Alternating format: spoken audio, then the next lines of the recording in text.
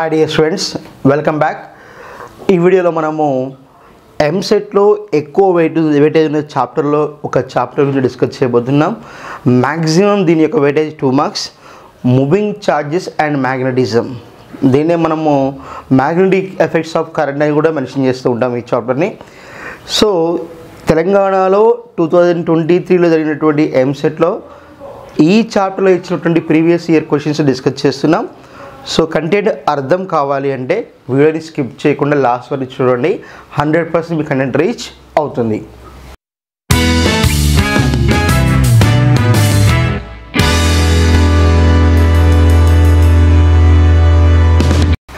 See the question. A charge q moves with a velocity of 2 meters per second along x-axis in a uniform magnetic field B is equals to 2I plus 2J plus 3K Tesla. Then the charge will experience a force. ఇది మనకి 13th May 2023 shift 1లో ఇచ్చాడు. First option in YZ plane and B along y axis, C along plus Z axis and D along Z axis. So third ఏమో positive Z axis, fourth one ఏమో along negative Z axis, గుర్తుపెట్టుకోండి. అయితే ఇక్కడ మనకి ఇచ్చింది ఏంటంటే విషయము, ఒక ఛార్జ్ ఉందట. ఆ ఛార్జ్ ఏంటి? క్యూ అట. ఛార్జ్ అనేది క్యూ ఉంది. ఎలా మూవ్ అవుతుందంట? 2 మీటర్ పర్ సెకండ్తో మూవ్ అవుతుందంట. ఏ యాక్సిస్లో? ఏ యాక్సిస్ వైపు? ఎక్స్ యాక్సిస్ వైపు. అది మరి ఎక్కడ మూవ్ అవుతుందంటే ఒక మ్యాగ్నెటిక్ ఫీల్డ్ ఉందంట, యూనిఫామ్ మ్యాగ్నెటిక్ ఫీల్డ్. అది ఇంత ఉంది, 2I plus 2J plus 3K tesla అన్నటువంటి మ్యాగ్నెటిక్ ఫీల్డ్లో ఒక ఛార్జ్ అనేది 2 మీటర్ పర్ సెకండ్తో ఎక్స్ యాక్సిస్ వెంబడి వెళుతున్నప్పుడు దాని మీద then the charge will experience a force. అప్పుడు ఆ ఛార్జ్ మీద ఎంత ఫోర్స్ ఎక్స్పీరియన్స్ అవుతుంది, లేదా ఎంత ఫోర్స్ అప్లై చేయబడుతుంది. మనకి తెలిసిన విషయం ఏంటంటే force acting on a charge in a magnetic field ఇది ఫార్ములా తెలిసి సరిపోతుంది. Magnetic field what is F is equals to QVB sin theta. దీన్నే మనము F is యాంగిల్ మెన్షన్ చేయలేదు కాబట్టి, వెక్టర్ ఇచ్చింది కాబట్టి దీన్ని వెక్టర్ ఫార్ములా రాసుకోవాలి. Q of V cross B అని రాసుకొని దాన్ని సింప్లిఫై చేస్తే మనకి అది ఏ ప్లేన్లో ఉందో తెలిసిపోతుంది. సో ఫస్ట్ మనకి వెలాసిటీ ఇచ్చాడు. వెలాసిటీ ఎంత? 2 మీటర్ పర్ సెకండ్ అట. ఎటువైపు మూవ్ అవుతుంది? X axis. సో మనకి ఎక్స్, వై, జెడ్ ఈ కోఆర్డినేట్స్ మనకి ఏ వెక్టర్ చూపిస్తాం? ఎక్స్ యాక్సిస్ ఏమో I యూనిట్ వెక్టర్ చూపిస్తాం. This is J and this is K. So కాబట్టి ఇక్కడ ఏం రాస్తున్నానంటే V is equals to 2I metre per second రాస్తున్నాం. ఆల్రెడీ B అని ఏమి ఇచ్చాడు? B is equals to 2I plus 2J plus 3K Tesla ఇచ్చాడు. ఇప్పుడు మనము V క్రాస్ Bని ఫైండ్ అవుట్ చేయాలి. So V cross B find out చేద్దాం. సో మనకు మ్యాథ్స్లో ఉంటుంది, very simple. V cross B is equals to I J K. First V రాద్దాం. I ఎంత? కోఎఫిషియంట్ 2, J ఏం లేదు, K ఏం లేదు. ఓకే, Bకి వచ్చేసరికి 2 2 and this is 3. Okay, now as usual I of 3 into 0 minus 2 into 0 0. Okay, next J of రాస్తున్నాం. J ఇప్పుడు ఇవి రెండు లీవ్ చేయాలి. Okay, 2 into 3 2 into 3 minus 2 into 0 2 into 0 plus K of. ఇప్పుడు ఈ కాలం ఈ రో లీవ్ చేయండి. అప్పుడు ఏమవుతుంది?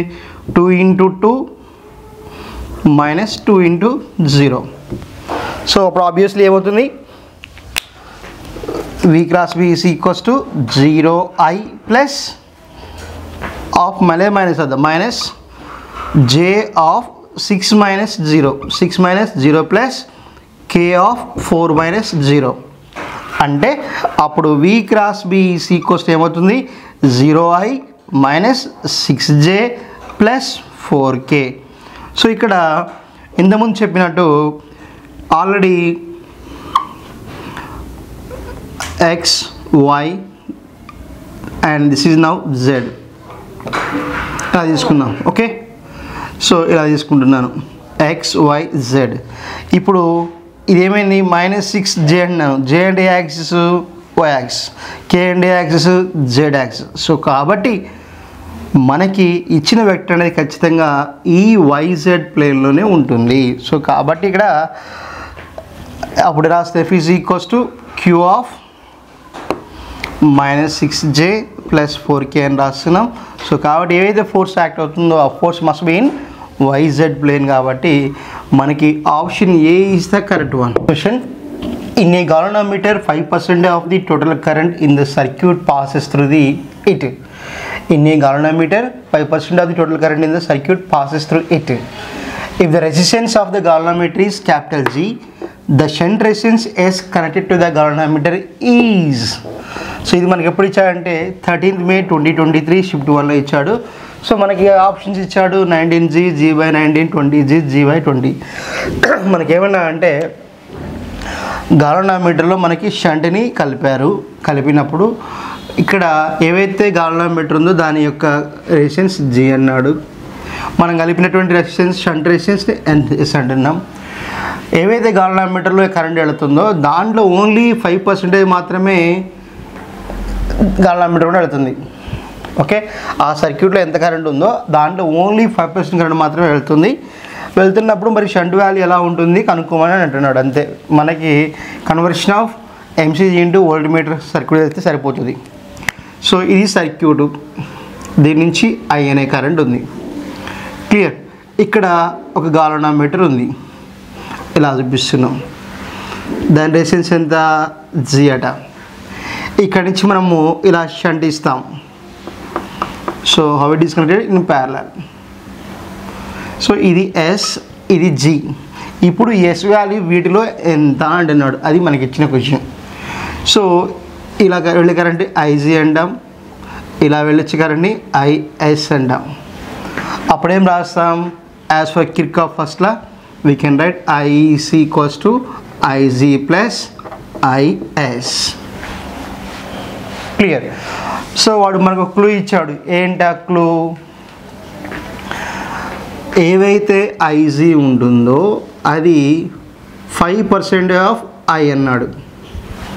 5% ఆఫ్ I అన్నాడు. అంటే దీని ఎట్లా రాస్తామంటే 5/100 ఇంటూ I రాస్తున్నాం. అప్పుడు IG వాల్యూ ఏమవుతుందంటే 0.05I. క్లియర్. సో ఇప్పుడు మనం దీని నుంచి IS అంటే రాస్తున్నాం. IS is equals to I minus IG. IS is equals to I value అంటే I రాస్తున్నా. IG వాల్యూ అంటే ఎంత 0.05 ఆఫ్ I కామన్ తీస్తున్నా. అప్పుడు ఏమవుతుంది 1 minus 0.05. So 1 0 0 0 0 5 5 9. So therefore IS is equals what 0.95 into I. So shunt నుంచి వెళుతున్న current ఎంత IS is equals to 0.95 into I. So మనం కనుక్కోవాల్సిన వాల్యూ ఇది కాదు, మనం కనుక్కోవాల్సింది ఏంది S వాల్యూ కావాలా. సో కాబట్టి ఇవి రెండు IG G IS. ఇక్కడ పొటెన్షియల్ ఏమవుతుంది IG ఇంటూ G, ఇక్కడ పొటెన్షియల్ IS ఇంటూ S. మనం ఒకవేళ కిర్చాఫ్ సెకండ్ లా అప్లై చేస్తే if you are moving in this direction like this, అప్పుడు ఏమవుతుంది minus IG into G plus IS into S is equals to 0. అప్పుడు IS into S is equals to IG into G. Clear. So అప్పుడు S అంటే ఏం రాసుకోవచ్చు IG into G by IS we can write. So ఇది formula. So this is what as for apply Kirchhoff second law.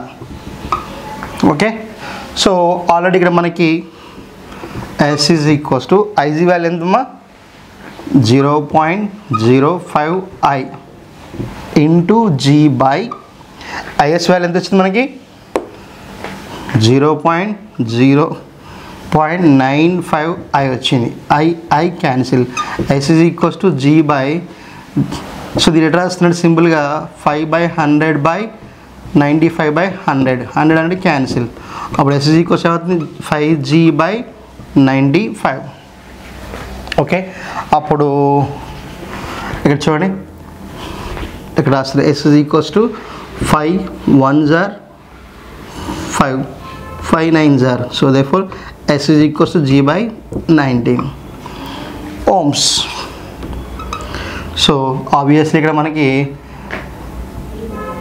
Option B, it is found that a non-zero current element is unable to produce any magnetic field at a particular point. Then the angle between the current element and the position vector of that point with respect to the current element is. ఇది మనకి 14th May 2023 shift వల్ల ఇచ్చాడు. First option వచ్చేసి must be 45 degrees, and second option must be 0 or 180 degrees, and third option must be 90, and fourth option may be 30 degrees or 60 degrees. అసలు విషయం ఏంటంటే, ఒక conductor ఉంది, దాంట్లో ఒక పర్టికులర్ ఎలిమెంట్ ఉంది, ఆ ఎలిమెంట్లో నాన్ జీరో కరెంట్ ఎలిమెంట్ అంటే జీరో కానిది అర్థం. అంటే ఏంటి, ఒక కండక్టర్ ఒక ఎలిమెంట్లో కరెంట్ సప్లై ఉందట, కానీ is unable to produce the any magnetic field. ఆ ఎలిమెంట్లో కరెంట్ ఉన్నప్పటికీ కూడా మ్యాగ్నెటిక్ ఫీల్డింగ్ ప్రొడ్యూస్ చేయలేకపోతుంది అంటున్నాడు అట్ ఏ పర్టికులర్ పాయింట్. అటువంటి సందర్భంలో the angle between the current element and position vector, అటువంటి సందర్భంలో యాంగిల్ బిట్వీన్ ద కరెంట్ ఎలిమెంట్కి పొజిషన్ వెక్టర్ మధ్య ఎంత యాంగిల్ ఉంటుంది అంటున్నాడు. వెరీ సింపుల్ అండ్ డైరెక్ట్ పెట్టు. సో మనకి బయోట్ సవర్ట్స్లో తెలిస్తే ఈజీయే. And this is now one conductor, ఇది పర్టికులర్ ఎలిమెంట్ డిఎల్ అంటున్నాం. ఓకే, ఇక్కడ నుంచి మనం పొజిషన్ వెక్టర్ తీసుకున్నాం. క్లియర్. ఈ పాయింట్ దగ్గర మ్యాగ్నెటిక్ ఫీల్డ్ ఈజ్ జీరో అంటున్నాడు, మ్యాగ్నెటిక్ ఫీల్డ్ ఈజ్ జీరో అంటున్నాడు. అలా కావాలంటే వీటి మధ్య ఎంత యాంగిల్ ఉండాలి? సో కరెంట్ డైరెక్షన్కి దీనికి మధ్య ఎంత యాంగిల్ ఉండాలి అంటున్నాడు. వెరీ సింపుల్, మనకు తెలుసు కదా, dB is equals to μ0/4π of I DL sine theta by R square. ఇక్కడ DL is not equals to zero అన్నాడు. ఇక్కడ మనకి dB is equals to zero కావాలంటే సిచ్యువేషన్ ఏంది, μ0/4π is not zero, R also not zero, and I also not zero. అదేమన్నాడు, non zero current కాబట్టి I కూడా zero కాదు. ఇక మరి జీరో ఏంటిదిగా కావాలంటే ఇంటిగ్రేట్ చేయండి, ఏమవుతుంది, μ0/4π of I DL sine theta by R square తీసుకుందాం. అప్పుడు మనకి ఏమొస్తుంది, ఇక్కడ సింపుల్గా B is equals to μ0/4π of I into L sine theta by R square వస్తుంది. సో ఇక్కడ తిమ్ముడు ఎల్ అంటే ఏంటి, లెంత్. సో ఇక్కడ సింపుల్గా మనకి ఇవంతా పక్కన పెట్టేస్తే ఆబ్వియస్లీ ఏవైతే మనం ఇక్కడ తీసుకున్నామో ఈ ఈక్వేషన్లో ఐ నాట్ ఈక్వల్ జీరో అట, DL is not equals to zero అట, R is equals to not equals to zero అట, బట్ బి ఈజ్ జీరో అన్నాడు. B is zero. అది ఎప్పుడు పాసిబుల్ అవుతుందంటే when the sine theta is equals to zero. Sine theta అనేది zero అయితే, అంటే current ఎలిమెంట్కి ఆర్కి మధ్య యాంగిల్ తీటా అనేది మరి కంపల్సరీ సైన్ జీరో అయినా ఉండాలి, సైన్ 180 అయినా ఉండాలి. కాబట్టి ఇక dB is proportional to sine theta తీసుకుంటాం. కాబట్టి ఎప్పుడైతే dB జీరో అవుతుందో అటువంటి సిచ్యువేషన్లో మనకి తీటా వాల్యూ ఎంత ఉండాలి, either it is 0 or 180. కాబట్టి option B is the correct one. A closely wound solenoid of 80 centimeters long has 5 layers of windings of 400 turns each. The diameter of the solenoid is 1.8 centimeters. If the current carried is 8 amperes, then the magnitude of the magnetic field inside the solenoid near its center is approximately. మనకి ఇది 13th May 2023 ఇచ్చాడు. Options వచ్చేసి 1.5 into the power of -2, 2.5 into the power of -2, 3.5 into the power of -2, 4.5 into 10 to the power of -2 Tesla. విషయం ఏంటంటే ఒక solenoid ఉందంట, ఆ solenoid యొక్క లెంత్ ఎంత ఉందంటే 80 సెంటీమీటర్స్ ఉందట. 80 సెంటీమీటర్స్ ఉన్నప్పుడు మళ్ళీ ఆ సాలినాయిడ్లో ఎన్ని లేయర్స్ ఉన్నాయట, 5 లేయర్స్ ఉన్నాయట. ప్రతి లేయర్ కూడా ఎన్ని టర్న్స్ ఉన్నాయట, 400 ఉన్నాయట. ఒక సాలినాయిడ్ ఉంది, దాని యొక్క లెంత్ 80 సెంటీమీటర్స్ ఉందంట, దాంట్లో మళ్ళీ ఎన్ని టర్న్స్ ఉన్నాయి, 5 లేయర్స్ ఉన్నాయట. ఇలాంటి లేయర్స్ 5 ఉన్నాయట. ప్రతి లేయర్లు ఎంత ఉన్నాయి, 400 టర్న్స్ ఉన్నాయట. And the diameter of the solenoid, దాని యొక్క డయామీటర్ ఎంతట, 1.8 సెంటీమీటర్స్ అట. If the current carried is 8 amperes, దాంట్లో 8 ఆంపియర్స్ కరెంట్ వెళ్తున్నప్పుడు ఆ సాలినాయిడ్ లోపల మ్యాక్సిమం దాని సెంటర్ దగ్గర ఎంత మ్యాగ్నెటిక్ ఫీల్డ్ ఉండవచ్చు, ఇది మన question.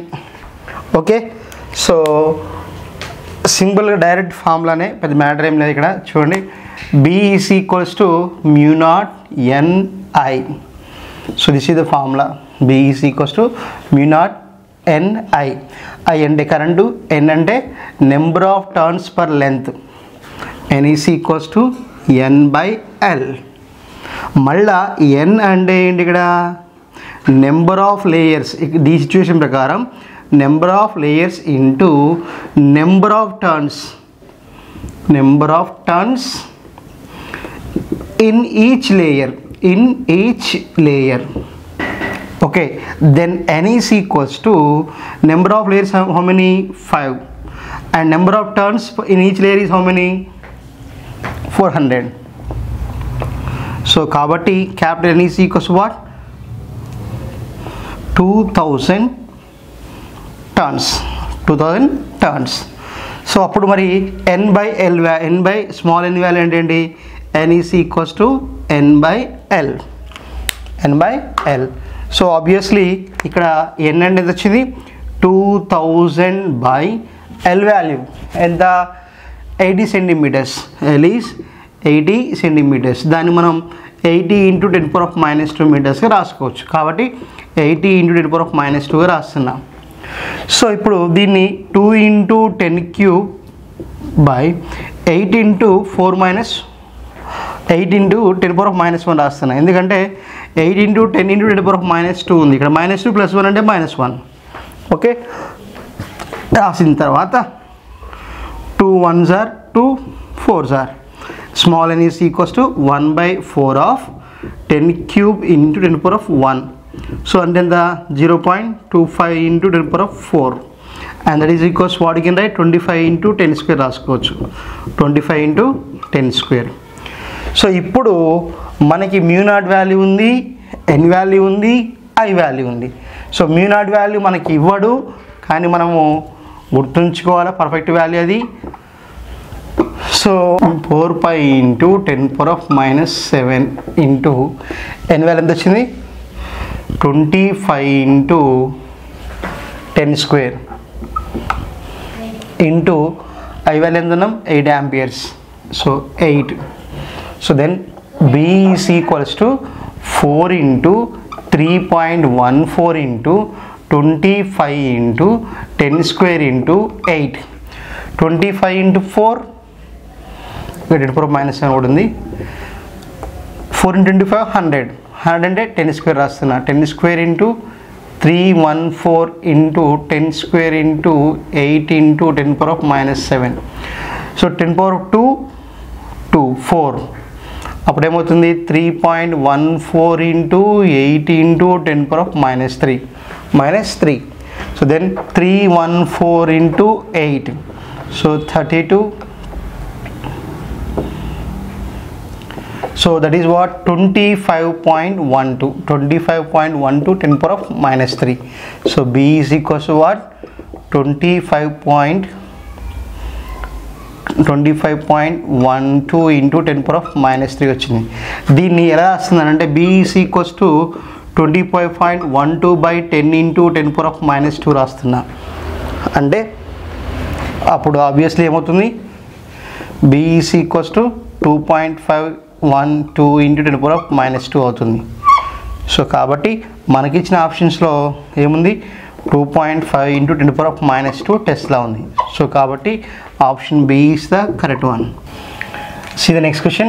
The expression for the magnetic energy stored in a solenoid of length L in terms of magnetic field B and area A is.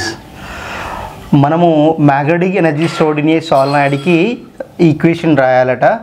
దాంట్లో ఏముండాలి, ఖచ్చితంగా లెంత్ L ఉండాలట, మ్యాగ్నెటిక్ ఫీల్డ్ B ఉండాలట, area A ఉండాలట. So ఈ question మనకి 13th May 2023 shift 1లో ఇచ్చిన క్వశ్చన్ ఇది. ఆప్షన్స్లోనే 1/2 mu naught b square al, 1/2 epsilon naught b square al, 1/2 mu naught b a square l, 1/2 epsilon naught b a square l. So ఇక్కడ గుర్తుపెట్టుకోండి, magnetic energy కాబట్టి ఖచ్చితంగా ఎప్సిలాన్ నాట్ అనేది permittivity కాబట్టి అది ఎలక్ట్రిక్ ఫీల్డ్కి సంబంధించింది కాబట్టి ఈ బి డి రెండు wrong options. So mu naught permeability మాత్రమే మ్యాగ్నెటిక్ ఫీల్డ్కి సంబంధించి ఉంటుంది కాబట్టి మనకి ఏసీలలో ఏదైనా ఒకటి కరెక్ట్ అయ్యే అవకాశం ఉంటుంది. సో కాబట్టి చూద్దాం.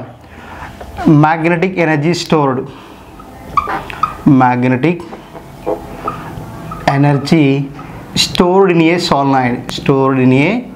solenoid. ఫార్ములా ఏంటంటే solenoid per unit volume రాస్తున్నా, per unit volume. So magnetic energy stored in a S mu అని రాస్తున్నా by V, U by V means U by V is equals to B square by 2 mu naught, B square by 2 mu naught. So energy stored is equals to B square into A by 2 mu naught, sorry V volume. So మళ్ళీ అక్కడ V అంటే ఏంటి, A into L, therefore U is equals to B square into AL by 2 mu naught. So కాబట్టి దీన్ని మనం రాస్తాం half mu naught into B square ఏఎల్గా రాసుకోవచ్చు. సో కాబట్టి simple energy stored in for volume, magnetic energy stored in a solenoid, inside a solenoid is per unit volume U by V is equals to B square by 2 mu naught. ఈ formula మనం గుర్తుపెట్టుకోవాల్సిందే. So మనకి volume అటు తీసుకెళ్తున్నాను, అప్పుడు B square by V of 2 mu naught అవుతుంది. మళ్ళీ volume అంటే ఏంటి, V is equals to AL. కావాలంటే చూడండి, ఏ అంటే ఏంటి ఏరియా, యూనిట్ ఏంటి మీటర్ స్క్వేర్, ఎల్ అంటే ఏంటి length meter, meter square into meter, meter cube. So meter cube అనేది ఎన్ని యూనిట్ వాల్యూమ్ కాబట్టి ఏఎల్ రాసుకోవచ్చు. సో కాబట్టి B square AL by 2 mu naught రాస్తున్నా. సో అప్పుడు మనకి option A is the right one.